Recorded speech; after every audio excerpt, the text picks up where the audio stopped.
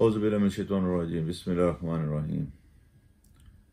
سوال جواب کے سلسلے میں ہمارے پاس جو سوالات آئے ہیں ان میں سے ایک سوال یہ ہے کہ عملیات میں تویز لکھتے ہوئے یا کوئی نقش بناتے ہوئے اصحاب رسول کے نام لکھے جانے چاہیے یا نہیں لکھنے چاہیے۔ آپ صلی اللہ علیہ وسلم سے تعلق رکھنے والا ہر فرد ایک مسلمان کے لیے بہت اہم ہے۔ اسی طرح جو بھی صحابی ہے اس کے ساتھ ہم رضی اللہ تعالیٰ عنہ کا لفظ بولتے ہیں تو ایک صحابی ہونے کے حوالے سے ان کی اپنی ایک خاص اہمیت اور اسلامی معاشرے میں ان کا ایک خاص مقام ہے۔ یہ تمام باتیں اپنی جگہ پر ہیں، لیکن تویزوں میں ان کا استعمال ہونا، نقوش میں ان کے ناموں کا استعمال ہونا میرے نزدیک درست نہیں ہے۔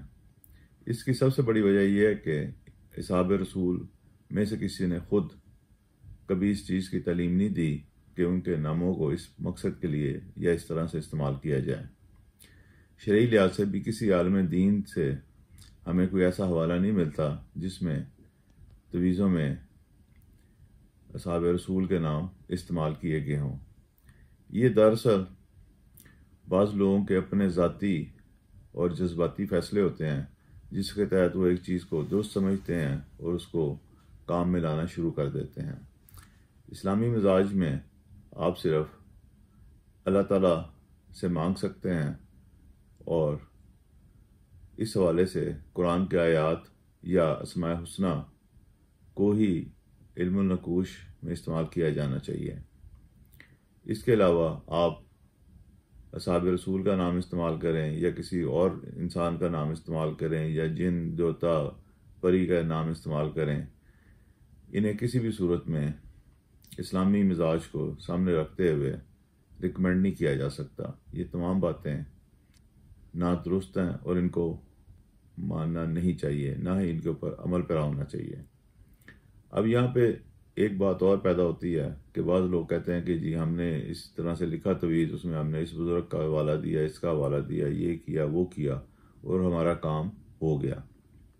یہ بات بھی درست ہے، تو لیکن اس سے کیا ثابت ہوتا ہے کہ کیا یہ سارا کوئی سلسلہ ٹھیک ہے؟ پھر ہمیں جنوں، بھوتوں، دیوی دیوتاؤں سب کو اپنے نقوش بناتے ہوئے یا عملیات کرتے ہوئے یا کوئی دعا مانگتے ہوئے انہیں یاد رکھنا چاہیے، ان کا ذکر کرنا چاہیے؟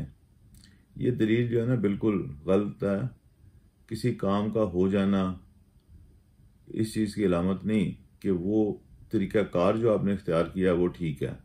آپ پیسے کمانا چاہتے ہیں، آپ محنت کر کے، مزدوری کر کے، کاروبار کر کے، نوکری کر کے پیسے کماتے ہیں، اور ایک فرد پیسہ کمانا چاہتا ہے، وہ چوری کر کے، ڈکیتی کر کے، کسی سے پیسے چھین کے، موٹر سائیکل چھین کے پیسے کماتا ہے۔ تو مقصد کا تو حصول ہو گیا کہ پیسے کما لیے، لیکن اس مقصد کے حصول کے لیے جو طریقہ کار اختیار کیا گیا وہ غلط تھا۔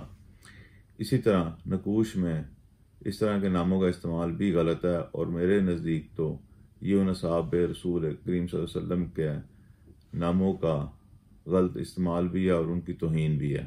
سو اس سے دور رہیں اور انہیں کبھی بھی مت استعمال کریں۔ اللہ تعالی ہم سب کو حامی و ناصر ہو اور ہمیں راہ ہدایت عطا فرمائے، آمین۔